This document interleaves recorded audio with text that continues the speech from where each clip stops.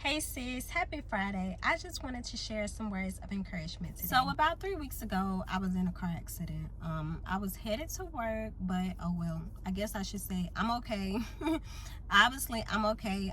Car is fine. It wasn't just a real deal big explosive or traumatic accident. I'm grateful for that. Car is very materialistic, but my life cannot be replaced, so I'm definitely grateful for that. The way that the accident happened was I was coming into the lane, but then in order to turn into the lane, you have to, I guess once you turn into the lane, you have to yield. Boom, my car got hit. I ended up getting out my car and walking down to where the car was, because once they hit my car, they kind of kept going and then they stopped. And I kind of checked on them. I didn't have my phone, so I had to, thank God I've memorized my boyfriend's phone number. I had to call him so he could bring me my phone, because my insurance, the proof of my insurance was on my phone. I ended up filing the accident, went ahead and just filed it on my insurance because I just know how lengthy the process is. Will be 1, 2, 3. This is my 4th accident. So I know the process. So I was like, you know what, I'm just gonna file it on my insurance. They'll reimburse me, cool. So that's what I did. I filed it on my insurance. Once you file it on your insurance, you're responsible for the deductible. You're responsible for getting the estimate to a collision shop for repair, like everything. You're responsible for everything up until they reimburse you, because you went ahead and filed it on your insurance, especially if you're not at fault. Filed it on my insurance, and yesterday I was supposed to drop my car off at the collision center to get it fixed. So I had this plan. I was like, okay, I'm gonna drop it off this day, and then I'm gonna need a rental for this amount of days, and then my car will be back fixed, and then I'll be good. Mind you, in the meantime, I got this bill, you know, just I have other stuff going on. So I'm like, I don't know how I'm gonna do all this, but I'm gonna just do it. Like, God is faithful. I put my trust in him. I'm just going to do it. After I give them my keys, they tell me I can walk to the back to the rental area and to get my rental car. So I go in there. She was a nice lady. That lady was so nice, and she did everything she could. So I went in there and we started on the rental car process. So with my deductible being $1,000, I had to pay a $500 deposit for a car. And I was just like, you want me? You talking to me?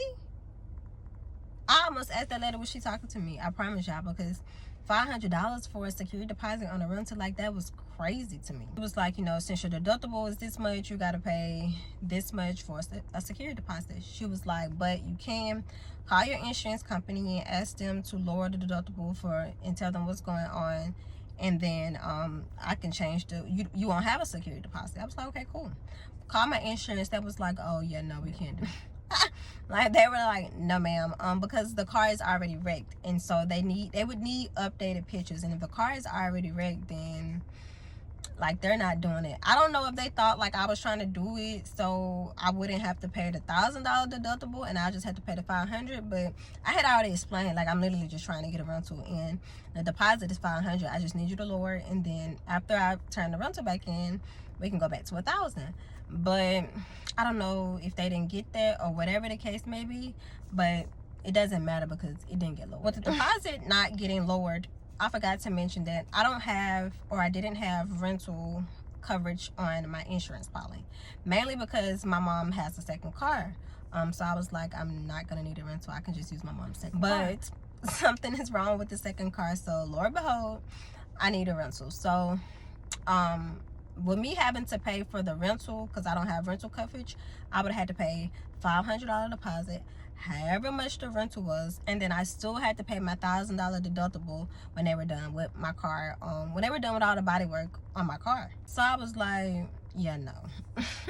Like, I'm about to come out of $2,000, like, absolutely not. And so the lady, she was doing everything she could to just work with me, and she was just like, you know, I can't, due to the circumstances, like, no, I really can't. So you just need to go get your car and figure it out and get it fixed at a later time. And my heart dropped to my butt. I was like, I ain't got no later time. I want it fixed right now. She say that. I'm like, I don't have time to get my car fixed outside of, you know, me not having transportation because I have to go to work. I work 40 minutes away from where I stay. If I don't go to work, I ain't gonna have no money. So I need my car. Like, I need transportation. I really need transportation. This is me thinking in my head. So I'm like, what am I gonna do? So of course, just like any girl, when my world feel like it's crashing down or any small convenience, but that was a big inconvenience, I called my man. I called my boyfriend. I called him and I ended up telling him, like, I'll call you back, because he was so quiet. He wasn't saying what I needed him to say, but also he know, like, when I'm in my feelings, like, he kind of just let me vent, because most of the time when I'm in my feelings, it don't be that deep, and I never realized it's that deep until obviously after the fact. So called my boyfriend. He wasn't saying what I wanted him to say, so I hung up, and I literally, like, I just put my back against that wall and I just started crying, because I felt like,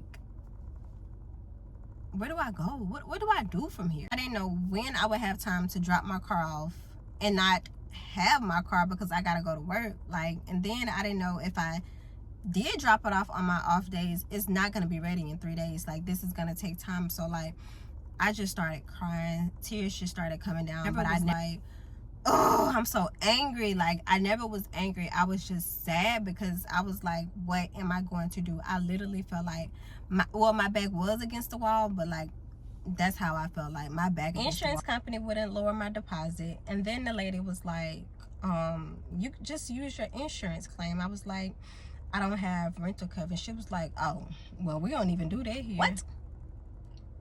I have insurance, but I don't have rental coverage on my car. So after this whole process, you tell me, like, oh, we don't even do that. Like, huh?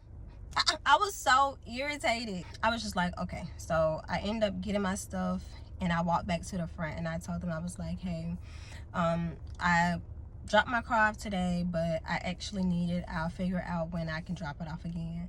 The lady was like, I'm so sorry. Is there anything we can do to help? I was like, y'all done all y'all can. I'll figure it out.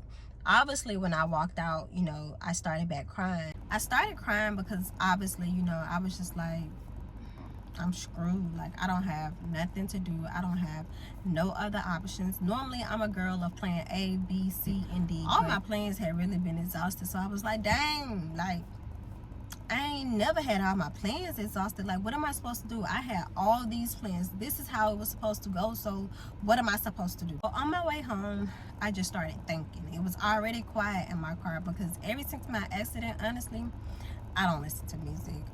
It just threw my mood off. All this is off up here. So when I get in my car, I just drive and I be in my head and I think. So as I'm driving home, I'm just thinking. I'm like, you know what? Do you know what? I know what you're supposed to do now. I know exactly what you're supposed to do now. You're supposed to sit still and wait on God. You're supposed to sit still and wait on God, Brie. Like, you supposed to have been sat still and waited on God the entire time. Your plan is not his plan. He had a whole nother plan for me, and I just disregarded his plan and made up my own. I literally said when I was gonna drop my car off, how I scheduled like the rental for like a week, or I was gonna do 4 days at first because I'm like, it ain't gonna take that long. So I literally I planned all of this. All these things I had planned. Plan A, B, C, D, like none of them went through. So I'm like, you was just supposed to listen to God. Like, this is not even your battle. You were literally just supposed to sit still and listen to God. And let me tell you why I was supposed to sit still and listen to God. I was supposed to sit still and listen to God because, for one, this wasn't my battle. Like, this wasn't my battle at all. I didn't have to carry the financial responsibility it came with. I didn't have to carry being at fault it came with. The bills that I was worried about, I don't even have to be carrying the worry that I was carrying before I even prayed for God to release the word for me. I didn't even have to be carrying all that because it was not my battle. Like, I was literally just supposed to sit back. I was supposed to let God let the insurance company contact me. Once I talked to the insurance company, they were going to issue a rental. They were going to pay for it. I wasn't supposed to rush the process because the whole time I'm thinking like, okay, deductible, bills, rental, like the math is mathing. It's a lot of numbers in my head. Like, how am I gonna do all this? I wasn't even supposed to be worrying about that. I was supposed to sit back because all of that is going to get took care of. So what I did yesterday was, once I realized like this ain't my fight, I need to go by God plan. I had a plan. He pushed me to the side and he said, look girl, this is my plan. Sit down, go home, and rest. It's your off day. And them bills you got to pay, this extra money you had, go pay them bills. And that's what I did.